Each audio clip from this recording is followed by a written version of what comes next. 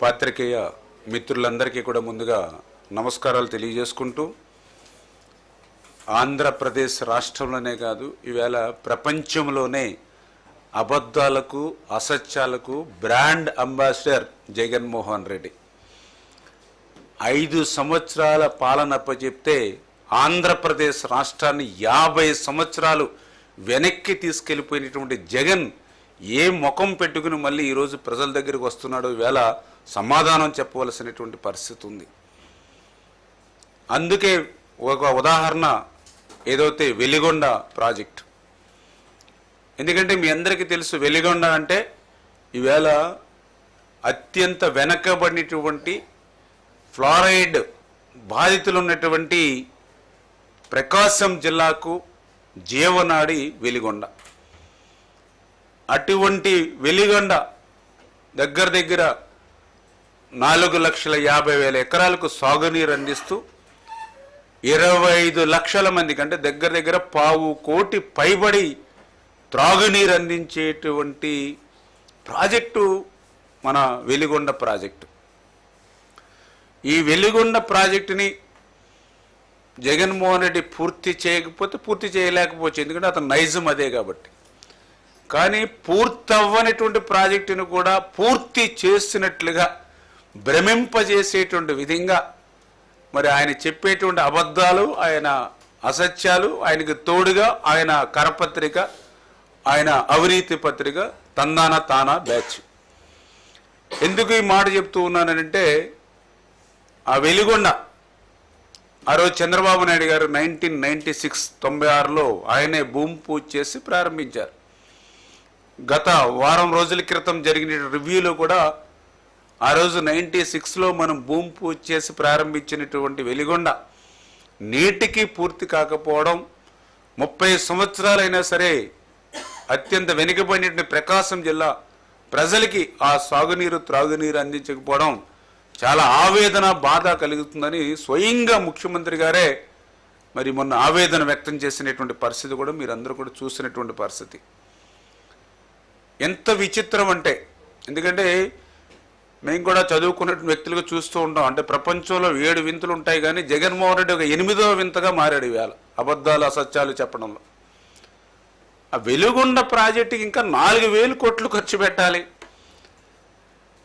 ఆ వెలిగొండ ప్రాజెక్టుకి గట్టిగా అంటే చంద్రబాబు నాయుడు గారు లాంటి ముఖ్యమంత్రి 24x7 ఆయన కష్టపడినట్లుగా కష్టపడితే మినిమం లేదంటే లేదు 1.5 నుంచి 2 సంవత్సరాలు పడుతుంది అన్నటువంటి పరిస్థితి అది వెలిగొండ.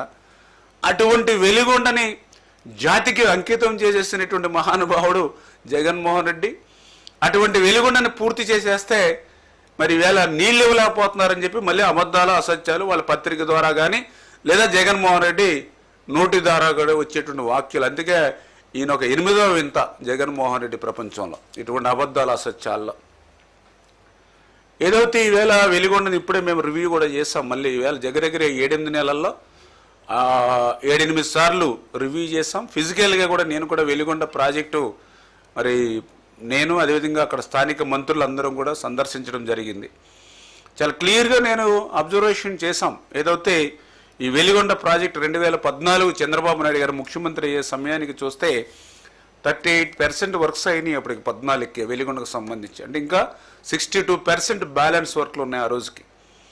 ఆ రోజు 14లో ముఖ్యమంత్రిగా చంద్రబాబు నాయుడు గారు వచ్చిన తర్వాత ఆ రోజు వెలిగొండకు ప్రాధాన్యత ఇచ్చి ఆయన 1,373 కోట్లు ఆ రోజు 14-19లో కేటాయించి, ఆ 1,373 కోట్లు కేటాయించడమే కాదు, దాంట్లో 1,319 కోట్లు ఖర్చు పెట్టారు. అంటే ఎంత అయింది అది? 96%. అంటే ఏదో బడ్జెట్లో ఘనంగా ప్రకటించి ఖర్చుల్లో పెట్టకపోవడం కాదు. మనం పెట్టినటువంటి 1,373లో 1,319 అంటే 96% పెట్టినటువంటి బడ్జెట్లో ఆ రోజు మనం ఖర్చు పెట్టాం. మరి తర్వాత వచ్చాడు జగన్మోహన్ రెడ్డి 19లో ఒక్క ఛాన్స్ అని. మరి 19లో అధికారంలోకి వచ్చిన తర్వాత 5 సంవత్సరాల్లో బడ్జెట్ డబుల్ అయిందిగా. మరి బడ్జెట్ డబుల్ అయినప్పుడు మరి నిధులు కూడా అట్లానే వెలిగొండకి ఖర్చు పెట్టవలసినటువంటి డబుల్ అవసరం ఉంది కదా. కానీ కేటాయింపుల్లో డబుల్ చూపించాడు, కానీ ఖర్చుల్లో చూస్తే మాత్రం చాలా చాలా లీస్ట్గా ఆయన పాలనలో, ఉదాహరణకి ఆయన 1924లో కేటాయింపులు అయితే 3518 కేటాయింపులు చేశాడు, కానీ ఖర్చు పెట్టింది చూస్తే కేవలం 647 కోట్లు మాత్రమే. ఎంత డిఫరెన్స్ ఉందో చూడండి. అంటే కేటాయింపుల్లో ఇతను ఖర్చు పెట్టింది 18%. అంటే ఏ ముఖ్యమంత్రికి ప్రకాశం జిల్లా మీద కానీ వెలిగొండ మీద కానీ శ్రద్ధ ఉంది అనేది ఇదే ఒక ఉదాహరణ. ఎందుకంటే ఆ రోజు కేటాయింపుల్లో 96% 1319 కోట్ల రూపాయలు మనం ఆ రోజు ఖర్చు పెడితే ఈయన ఖర్చు పెట్టింది కేవలం 647 కోట్లు. అంటే బడ్జెట్ డబుల్ అయినా కూడా ఖర్చు పెట్టింది మన దాంట్లో కూడా సగం కూడా లేనిటువంటి పరిస్థితి, దుస్థితి ఆ రోజు జగన్మోహన్ రెడ్డి పాలన. అంటే ఆ రోజు ఆయన పాలనలో చేసినటువంటి పాపాలు ఏవైతే ఉన్నాయో ఈరోజు ఆంధ్రప్రదేశ్ రాష్ట్ర ప్రజలకు, వెలిగొండ ప్రజలకు శాపాలుగా మారినటువంటి పరిస్థితి, దుస్థితి. ఆ రకంగా జగన్మోహన్ రెడ్డి చేసినటువంటి తప్పిదాలన్నింటినీ కూడా మళ్ళీ ఈరోజు మరి చంద్రబాబు నాయుడు గారు ఒక్కొక్కటి కూడా మరి సరి చేసుకుంటూ వెళ్తూ ఉన్నాం.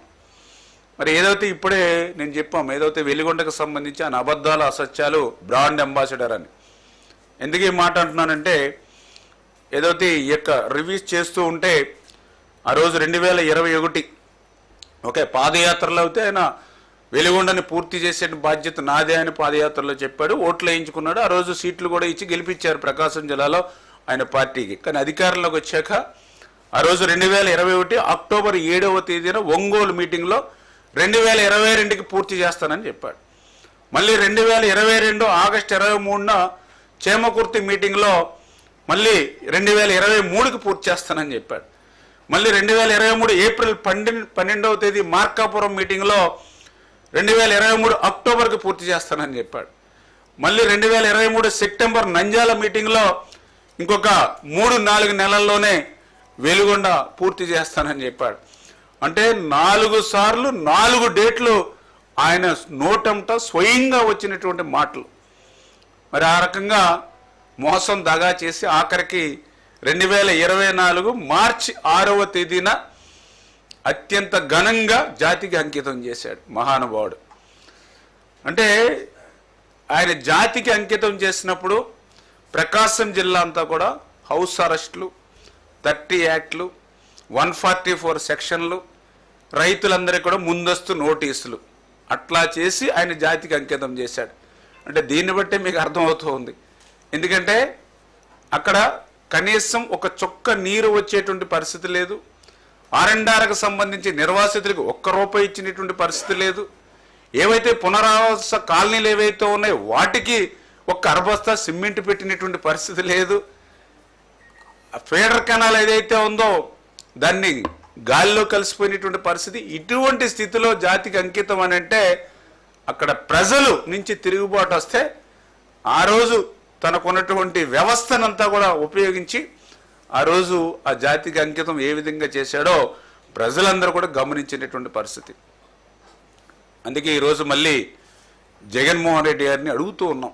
ఎందుకంటే ఆయన అధికారం ఇచ్చినటువంటి 5 సంవత్సరాలు కూడా ప్రజల మధ్యకి రాలా, పరదాల మాటున, మరి బ్యారికేడ్లు చాటున, ఆఖరికి మరి హెలికాప్టర్ మీద పైనుంచి వెళ్తున్నా కూడా కింద కూడా ట్రాఫిక్ కంట్రోల్ చేసేవారు. అటువంటి పరిస్థితి, దుస్థితి. కానీ ఈరోజు అధికారం కోల్పోయాక మళ్ళీ మేము వేసిన రోడ్ల మీద రోడ్డు మార్గం పెడుతూ ఉన్నాడు. మరి మళ్ళీ అబద్ధాలు, అసత్యాలు ఊరికే వల్లి వేస్తూ ఉన్నాడు. అందుకే అడుగుతూ ఉన్నా, ఈవేళ ఏదైతే వెలిగొండకి సంబంధించి మరి రివ్యూ చేస్తూ ఉంటే ఏదైతే హెడ్ రెగ్యులేటర్ అంటే స్టార్టింగ్ అంటే శ్రీశైలం ఫ్లోర్ షో ఏదైతే ఉందో అక్కడ హెడ్ రెగ్యులేటర్ ఏదైతే ఉందో ఆ హెడ్ రెగ్యులేటర్కి సంబంధించి ఇంకా వింగ్స్ కానీ, రిటర్న్స్ కానీ, రిటైనింగ్ వాల్ కానీ పూర్తి కాలేదు. అవి పూర్తి కాకుండా నీళ్లు కానీ వదిలితే రేపొద్దు టన్నెల్స్ కూడా, ఎందుకంటే కంట్రోల్ కాక మొత్తం ప్రమాదంలో పడేటువంటి పరిస్థితి. అంటే అవి వెలుగుండే ప్రశ్నార్థం అయిపోయేటువంటి పరిస్థితి. మరి అటువంటి స్థితి ఉండగా నువ్వు జాతికి అంకితం అని ఎట్లా మోసం దగా చేశావు? సరే, హెడ్ రెగ్యులేటర్ దాటి కొంచెం ఫ్రంట్కి వస్తే మనకి టన్నెల్స్, 2 టన్నెల్స్ ఉన్నాయి, టన్నెల్ 1, టన్నెల్ 2. మరి టన్నెల్ 1 చూస్తే ఓకే, అందులో అంటే ఇంకా జస్ట్ 500 మీటర్స్ లైనింగ్ ఉంది, ఒక చిన్న పని. కానీ మేజర్గా ఆ టన్నెల్ 1లో దగ్గర దగ్గర 1.2 ల్యాక్స్ 1.2 ల్యాక్స్ క్యూబిక్ మీటర్లు ఆ టన్నెల్ 1లో మరి రోడ్డు కింద ఫామ్ చేసుకున్నారు వాళ్ళు ట్రాన్స్పోర్టేషన్. అంటే అది తొలగించాలంటే కనీసం 6 నుంచి 8 నెలలు పడుతుంది. అది తొలగించకుండా నీళ్లు వదిలితే వాటర్ ఫుల్ ఫ్లెడ్జెడ్గా పోవు. మరి అయినా సరే నువ్వు జాతికి అంకితం ఎలా చేసావు? ఆ టన్నెల్లో ఉన్నటువంటి 1,20,000 క్యూబిక్ మీటర్లు తీయకుండా.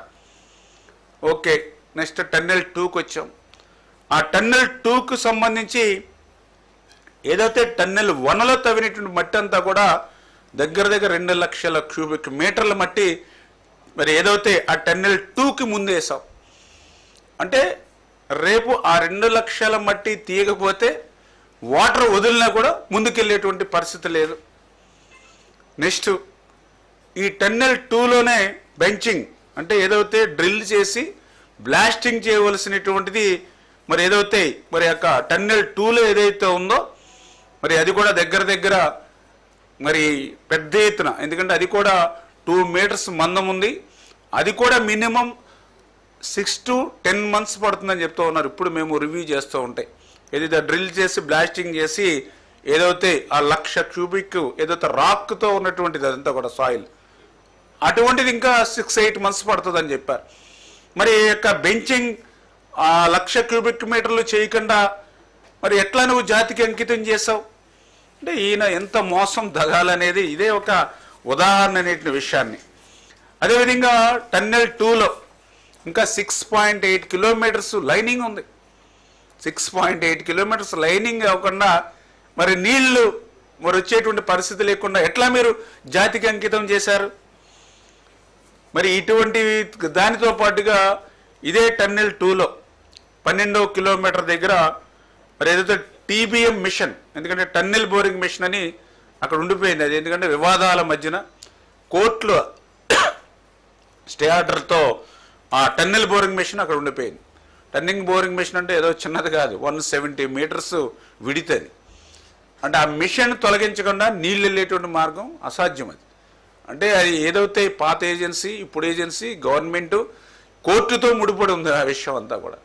దాన్ని క్లియర్ చేసి ఆ యొక్క TBMను బయటికి తీసిన తర్వాతే మనకి నీరు వెళ్ళేటువంటి పరిస్థితి ఉంది. అయినా కూడా ఆ పనులు ఏమీ చేయకుండానే మరి జాతికి అంకితం ఎట్లా ఈ జగన్మోహన్ రెడ్డి చేసి మోసం దగా చేశాడో ఈవేళ సమాధానం చెప్పవలసినటువంటి అవసరం ఉంది. అంటే ఈ రకంగా టన్నెల్ 1, టన్నెల్ 2 అదేవిధంగా హెడ్ రెగ్యులేటర్ ఇన్ని పనులుండి పోని వీటిని దాటుకుని టన్నెల్ నుంచి బయటకు వస్తే ఎంత అధ్వానమైనటువంటి పరిస్థితి అంటే ఫీడర్ కెనాల్ ఇది 21.8 కిలోమీటర్ ఫీడర్ కెనాల్ ఇది. ఈ ఫీడర్ కెనాల్ చూస్తే నేను మొన్న కూడా ప్రత్యక్షంగా మేము కూడా చూసాం. అక్కడికి వెళ్ళేటువంటి మార్గం లేకపోతే మేము కూడా మోటార్ సైకిల్ మీద కూడా వెళ్ళాం. అవి కూడా వెళ్ళే పరిస్థితి లేదు. ఎందుకంటే ఎక్కడికక్కడ ఆ మట్టి అంతా కూడా సెలినిటీ మట్టి లేకపోతే క్వాలిటీ లేని మట్టి రెండు ఏదైతే ఆ కొండ వాళ్ళకి అట్లా కట్ చేసి అట్లా పక్కన బండ ఫామ్ చేశారు. అవన్నీ కూడా ఎక్కడికక్కడ తెగిపోయి మొన్న చిన్నపాటి వర్షాలు వస్తాయి అంటే 100-150 క్యూసిక్కుల నీరు ఆ కెనాల్లోకి వస్తే ఆ గండ్లు పడిపోయి గ్రామాల మీదకి వెళ్ళిపోయింది నీరంతా. మరి 100-150 క్యూసిక్కుల వర్షపు నీరు వస్తేనే గండ్లు పడిపోయి గ్రామాల మీదకి వెళ్ళిపోయినటువంటి పరిస్థితిలో ఫీడర్ కెనాల్ ఉంటే మరి రేపు పొద్దున 10-12 వేల క్యూసిక్కుల నీరు వస్తే అసలు ఒక్క అడుగు కూడా ముందుకెళ్ళే పరిస్థితి లేదే. అంటే ఏదైతే ఆ ఫీడర్ కెనాల్కి సంబంధించి ఆ వీక్ సాయిల్ ఏదైతే ఉందో అక్కడ ఇప్పుడు అధికారులతో మాట్లాడితే 9 కిలోమీటర్స్ బాగా డెప్త్ ఏదైతే 21లో ఆ 9 కిలోమీటర్స్ ఖచ్చితంగా ఏదైతే వాల్ నిర్మాణం చేసి వెళ్ళవలసినటువంటి పరిస్థితి ఉంది. మిగిలిందంతా కూడా కెనాల్ అంతా కూడా లైనింగ్ చేయవలసిన పరిస్థితి ఉంది. అంటే 21.8 కిలోమీటర్లు కూడా లైనింగు వాల్ నిర్మాణం చేయకపోతే వెలుగొండ టన్నెల్ నుంచి వచ్చేటువంటి నీరు కాదు కదా, కనీసం వర్షపు నీరు కూడా ముందుకెళ్లే పరిస్థితి లేనిటువంటి స్థితిలో జాతికి నువ్వు ఎట్లా అంకితం చేసి మరి ప్రజల్ని మోసం దగా నువ్వు ఎట్లా చేస్తా ఉన్నావు? మరి ఫీడర్ కెనాల్ దాటుకుని మరి ఏదైతే నల్లమల సాగర్ రిజర్వాయర్ ఉంది 53 TMCలు నిల్వ చేసేటువంటి రిజర్వాయర్. మరి ఆ రిజర్వాయర్కి నీళ్లు పోవాలని అంటే అక్కడ ఎవరైతే నీకు భూములు ఇచ్చారో మరి వాళ్ళకి R&R నీళ్లు ఇచ్చేటప్పుడు ఇవ్వాల్సిన అవసరం ఉంది కదా. మరి వాళ్ళ R&Rకి సంబంధించి 880 కోట్లు, అక్షరాల 880 కోట్ల రూపాయలు R&Rకి సంబంధించి నిర్వాసితులకు ఇవ్వాలి. నువ్వు 5 సంవత్సరాల్లో ఒక్క రూపాయి కూడా నిర్వాసితులకి ఇవ్వకుండా మరి ఆ యొక్క రిజర్వాయర్లో నీటిని ఎట్లా నింపగలుగుతావు? ఎట్లా నువ్వు జాతికి అంకితం చేయగలుగుతావు? పోనీ నిర్వాసితులకు సంబంధించి కాలనీలు, పునరావాస కాలనీలు ఆ రోజు చంద్రబాబు నాయుడు గారి హయాంలో మరి ఆ పునరావాస కాలనీల్ని మనం డెవలప్ చేసి దానికి రోడ్స్, డ్రైన్స్, అదేవిధంగా అక్కడ స్కూల్స్, హాస్పిటల్స్, ఇవన్నీ ఫెసిలిటీస్ అంతా కూడా ఏర్పాటు చేయాలని పెట్టాం. అందులో రోడ్స్, డ్రైన్స్ కొంతమేర వర్క్ లేని పునరావాస కాలనీలో ఆ రోజు చంద్రబాబు నాయుడు గారి హయాంలో అయినటువంటి పునరావాస కాలనీ పనులు తప్ప నీ 5 సంవత్సరాల పాలలో ఆ పునరావాస కాలనీకి ఒక్క అరబస్తా సిమెంట్ కూడా పని చేయనటువంటి నువ్వు మరి రేపు వాళ్ళు ఆ పునరావాస కాలనీకి ఎట్లా వెళ్తారా నిర్వాసితులు? మరి నువ్వు వాటర్ని ఎట్లా మనం నింపగలుగుతాము ఆ రిజర్వాయర్లో? అంటే ఏ మాత్రం కూడా అంటే చంద్రబాబు నాయుడు గారు లాంటి వ్యక్తి 24x7 పని చేస్తే 4,000 కోట్ల రూపాయలు ఖర్చు పెడితే 1.5-2 సంవత్సరాల్లో పూర్తి చేయగలుగుతాము అనేటువంటి విధంగా మేము ప్రణాళిక చేసుకుంటూ ఉంటే మరి అది జాతికి అంకితం చేసేసి మరి వెలుగొండ నీళ్లు మరి ఉపయోగించుకోవట్లేదు వీళ్ళు అని ఈవేళ నీవు మాట్లాడడం, నీ యొక్క అవినీతి పత్రిక, నీ కరపత్రిక, నీ మరి మాట్లాడడం చూస్తూ ఉంటే మరి అబద్ధాలను, అసత్యాలను ఎంత ఆరితేరిపోయినటువంటి వ్యక్తో ఈవేళ ప్రజలు కూడా అర్థం చేసుకోవాలి. ఎందుకు మాట చెప్తున్నానంటే ఈవేళ 5 సంవత్సరాలు నీ పాలన చూసే ఈవేళ ప్రజలందరూ కూడా నీకు 11 సీట్లు ఇచ్చారు. దాని నుంచి గుణపాఠాలు నేర్చుకోవాలి.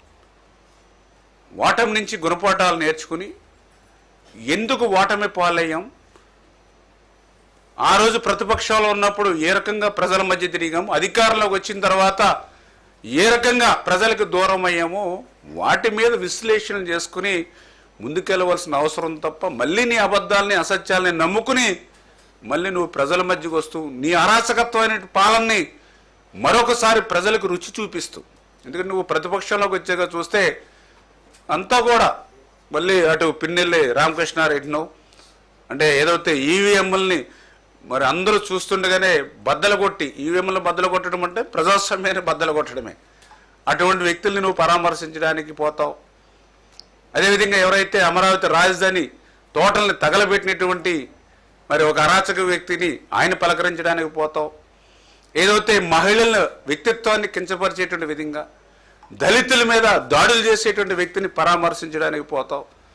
అంటే నీలో ఏ విధమైనటువంటి మార్పు రాలేదు. గత 5 సంవత్సరాలు ఏ రకంగా అయితే నీ అరాచకత్వం, రాక్షసత్వం, నియంతృత్వం, కేసులు, వేధింపులు ఏ రకంగా అయితే నీ పాలన సాగిందో ఇప్పుడు ప్రతిపక్షంలో ఉన్నప్పుడు కూడా ఒక దండయాత్ర మాదిరిగా నిన్న కూడా చూసాం. ఏదైతే మిర్చి యార్డ్లో వేళ రైతు అంటే తెలుగుదేశం అంటే రైతు. ఎందుకంటే ఆ రోజు 1924లో చూసాం.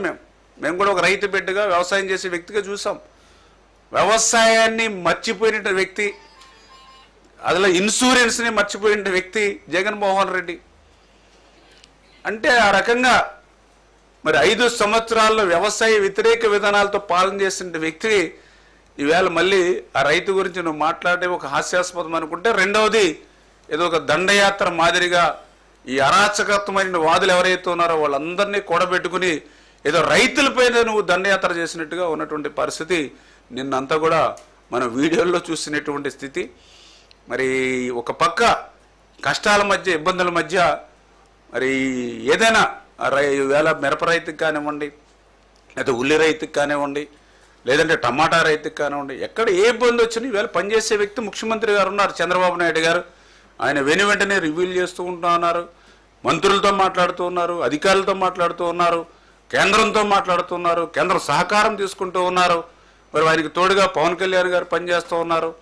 ఈవేళ ఈ రాష్ట్రానికి అదృష్టం నరేంద్ర మోడీ గారు ప్రధానమంత్రిగా ఆయన సహకారం అందిస్తూ ఉన్నారు. అంటే నువ్వు చేసినటువంటి విధ్వంసానికి ఈవేళ రాష్ట్రం బలైపోయినటువంటి స్థితిలో మళ్ళీ ఇంతమంది మేధావులు కష్టపడి పనిచేసుకుని ఒక్కొక్కటి మేము గాడిలో పెట్టి వెళ్తూ ఉంటే మళ్ళీ రాష్ట్రాన్ని నువ్వు మళ్ళీ ఇంకా వెనక్కి తీసుకుపోవాలనే నీ అరాచకత్వంతో ఈరోజు ప్రతిపక్షంగా నువ్వు పనిచేయడం కూడా చాలా దురదృష్టకరమైన విషయం అని చెప్పి కూడా మరి ఈ సందర్భంగా మీ ద్వారా కూడా తెలియజేసుకుంటూ, అందుకే ఈరోజు ప్రజలందరూ కూడా గమనించాలి. ఎందుకంటే ఇంకా 4,000 కోట్ల రూపాయలు పైబడి ఖర్చు పెట్టవలసినటువంటి ప్రాజెక్టు గట్టిగా కష్టపడి చంద్రబాబు నాయుడు గారు అంటే వ్యక్తి పనిచేస్తే 2 సంవత్సరాలు పట్టేటువంటి ప్రాజెక్ట్ని జాతికి అంకితం చేసి మరి వెలుగొండ నీరును ఉపయోగించుకోవట్లేదని అసత్యాల అబద్ధాలు ఏ మాదిరిగా అయితే చెప్తూ ఉన్నాడు. ఎందుకంటే నేను మళ్ళీ క్లియర్గా చెప్తూ ఉన్నా, నేను చెప్పిన దాంట్లో ఏ మాత్రం అబద్ధం ఉన్నా అసత్యం ఉన్నా నన్ను ప్రశ్నించవచ్చు జగన్మోహన్ రెడ్డి గారు. చాలా క్లియర్గా నేను జగన్మోహన్ రెడ్డి గారు చెప్తూ ఉన్నా. అంచేత అటువంటి అబద్ధాలు అసత్యాలు చెప్పే వ్యక్తుల్ని ప్రజలు నమ్మవద్దు. ఒక్కసారి 19లో నమ్మే 50 సంవత్సరాల తెలుగు జాతి వెనక్కిపోయింది. మళ్ళీ దాన్ని గాడిలో పెట్టడానికి ఈవేళ ఇంతమంది శ్రమించేటువంటి పరిస్థితి వచ్చింది. మళ్ళీ ఈ శ్రమను కూడా బూడిదలో వేసేటువంటి విధంగా జగన్మోహన్ రెడ్డి చేస్తున్నటువంటి ప్రయత్నాలని ప్రజలందరూ కూడా గమనించాలని చెప్పి మీ ద్వారా అందరినీ కూడా కోరుతూ ఉన్నాను.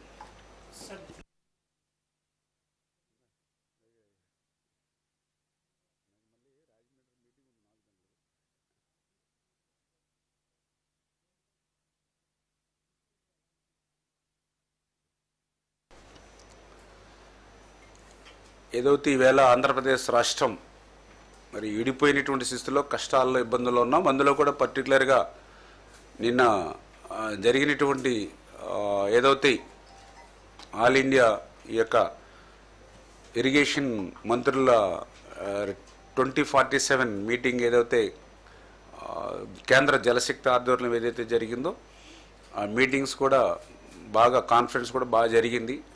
ఏ రాష్ట్రాల్లో ఏ రకంగా ఈ యొక్క సాగునీరు కానీ త్రాగునీరుని కానీ లేదా గ్రౌండ్ వాటర్ని కానీ ఎట్లా మనం ఇంప్రూవ్ చేసుకుంటున్నాం, ఎట్లా ప్రజలకు అందిస్తున్నాం అనే మీద ఆయా రాష్ట్రాల్లో వాళ్ళు బెస్ట్ ప్రాక్టీసెస్ ఏవైతే ఉన్నాయో వాటన్నిటి మీద కూడా అందరూ ప్రజెంటేషన్ ఇచ్చారు. మంచిగా అందరికి కూడా ఉపయోగపడే కాన్ఫరెన్సు.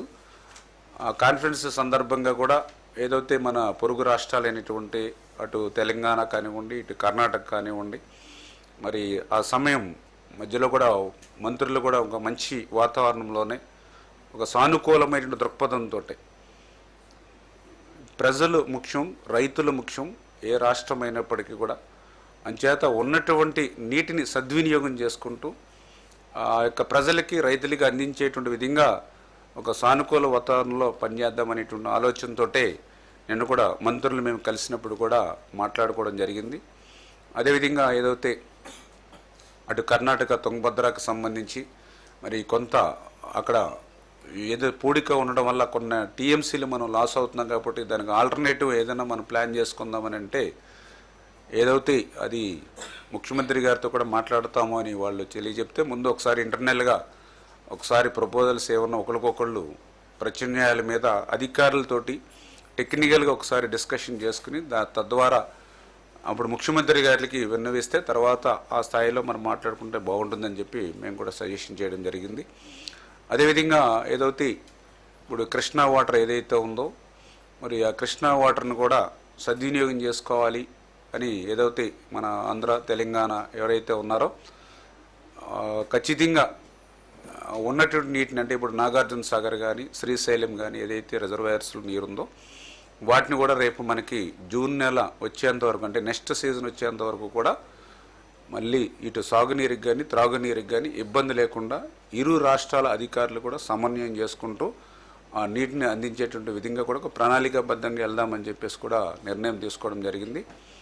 అందులో భాగంగా మేము కూడా చెప్పడం జరిగింది ఏదైతే మేము దిగువన ఉన్నటువంటి రాష్ట్రం మేము మరి ఏదైతే సీజన్ స్టార్ట్ అయినప్పుడు ఈ ఒక్క సంవత్సరం ఉన్నటువంటి నీటిని దృష్టిలో పెట్టుకోకుండా గత 5-10 సంవత్సరాల నుంచి వచ్చేటువంటి నీటిని కూడా కృష్ణా నదిని దృష్టిలో పెట్టుకోవాలి. ఎందుకంటే ఏదైతే అటు ఆల్మట్టి మరి నారాయణపూర్ జోరాల